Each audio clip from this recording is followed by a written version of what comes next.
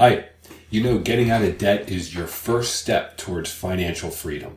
Getting out of debt equals freedom. And yes, I know there's good debt and there's bad debt. We're talking about bad debt, high interest rate credit cards, loans, you name it.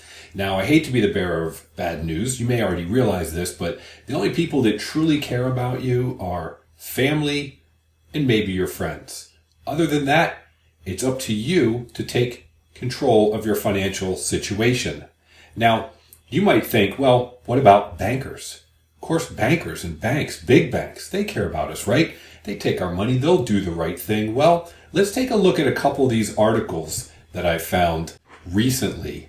Here we've got JP Morgan Chase, Bank of America, and 6 financial giants pay over $70 million over allegations of widespread fraud and collusion. Not the type of charges you would think and associate with big banks. Here they are: JP Morgan Chase, Chase Bank, Bank of America, Citigroup, Morgan Stanley, Fifth Third Bank Corp, interesting name, Barclays, Bank of Montreal, and William Blair were sued in 2014. They were sued 10 years ago, but the suit just settled recently, accused of reaping millions in illicit profits by rigging interest rates on municipal bonds. These are the banks that we hand our money to and save our cash in. The whistleblower identified in the lawsuit says the firms have paid $70 million to settle a lawsuit. Okay. They accused these firms of widespread fraud and collusion after the state of Illinois hired them to market municipal bonds known as variable rate demand obligations at the lowest possible interest rates. So these banks were asked to help this city sell bonds to raise money for their various things they want to do. And they talk about what type of bonds they were, but instead of marketing the bonds at low interest rates, the banks allegedly inflated the rates to generate millions of dollars in fees and discourage investors from converting the debt securities to cash.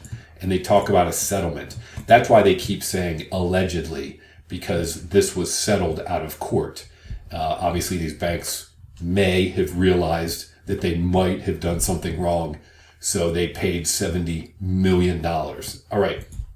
So those are the big banks that you can be are trustworthy. Let's look at 3 others. This one's fascinating. Now, this was an article from a year ago. Bank of America, which many people use, racked up $1.2 billion in penalties and settlements in 2022. It might be safe to assume that if you're paying penalties, you've done something wrong. Bank of America amassed $1.2 billion in expenses for litigation and regulatory investigations last year. This cost is a major jump from the $164 million recorded by the second largest U.S. lender in 2021. Okay, and $823 million in 2020. So those are the 2 largest ones, and now they're at $1.2 billion. They had several major issues. They had $354 million as part of a settlement to pay a bond insurer. Let's see, they paid $225 million in U.S. penalties with regulators over last year's over employees' use of unauthorized messaging platforms, including WhatsApp. But here's, as we go down, they talk about $225 million over what they called a botched handling of jobless benefits during the pandemic. That racked up to about $800 million. There was another $400 million, but the company didn't say what that was for. So there you go. Bank of America, which many of you might use, they've been hit with $1.2 billion. That was 2022. 2 more to look at. These are huge banks. Wells Fargo agrees to a $3.7 billion settlement with the CFPB over consumer abuses. This is Wells Fargo abusing consumers, you and I. So it was a $3.7 billion settlement with the Consumer Financial Protection Bureau, CFPB, over customer abuses tied to mortgages, auto loans, and overdraft fees.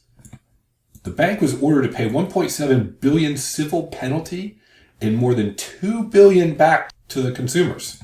As it goes on and on and on, I won't get on the details, but the point is, this is on auto loans, mortgages, overdraft fees. the day-to-day things that we use banks for.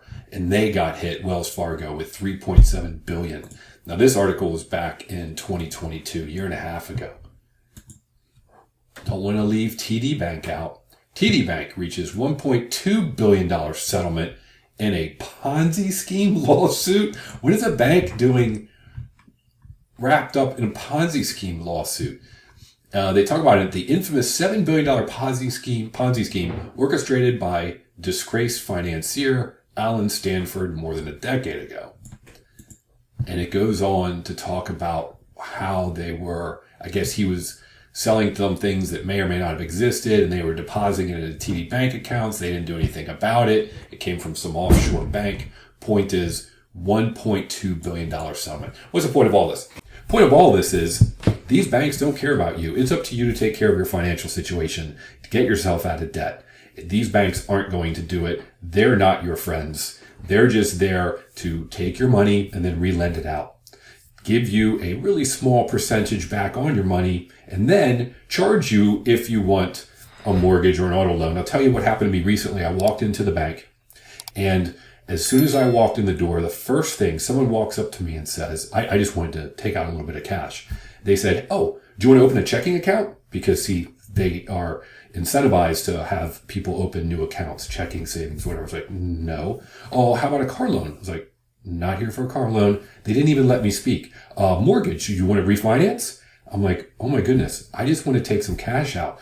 I felt like I was on a car lot, and I had just walked on the lot, and someone saw me and made a beeline for me and started drilling me with, "What are you here for? You want a car? Which car do you want? You want to buy that car? You want to buy that?" I was like, oh my gosh, slow down. So these banks, they're there to just do a couple things. Now I say these banks. These were examples of very large banks.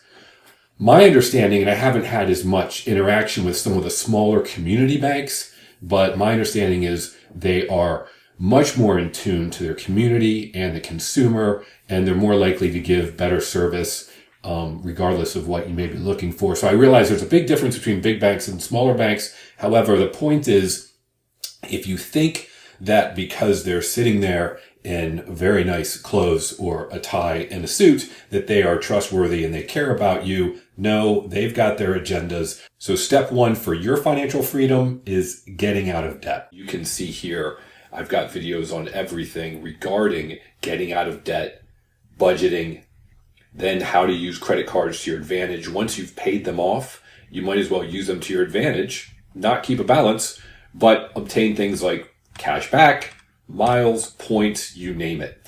And then I also have videos on investing for passive income. So get out of debt, budget properly, use credit cards to your advantage, and then build your wealth through investment. The next video is coming up on Friday, and that's when I talk about how you can convert some of your savings into things other than dollars so that you can beat inflation, because these banks really aren't on your side. Thanks for watching.